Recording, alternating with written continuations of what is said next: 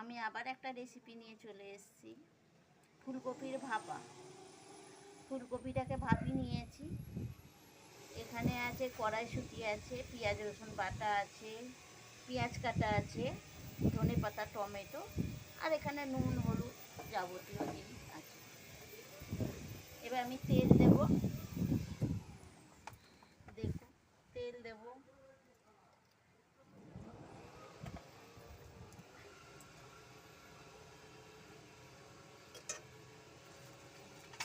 পেঁয়াজটা আমি ভেজে নিচ্ছি, মশলাগুলো কষিয়ে নেব।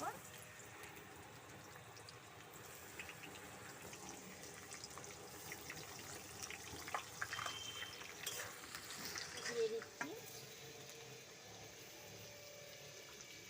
একটু নুন দিয়ে দেবো।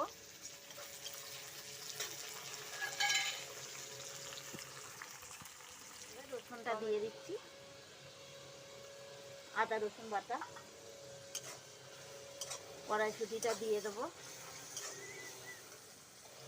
কড়াইশুঁটিটা দিয়ে দেবো।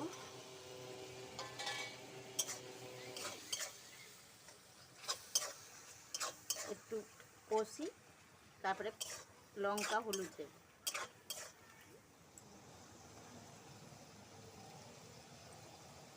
হলুদ দিয়ে দিচ্ছি,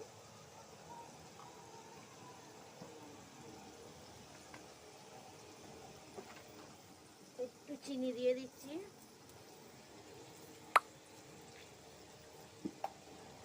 এবার কষাচ্ছি, ফুলকপিটা দিয়ে দিচ্ছি গোটা।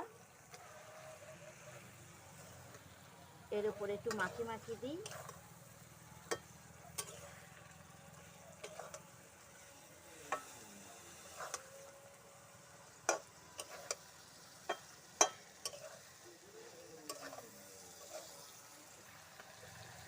এবার আমি জল দিচ্ছি, একটু সেদ্ধ হবে।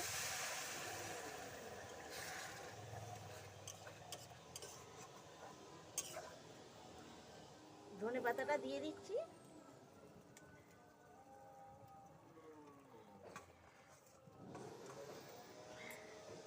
এবার ঢাকা দিয়ে দেবো।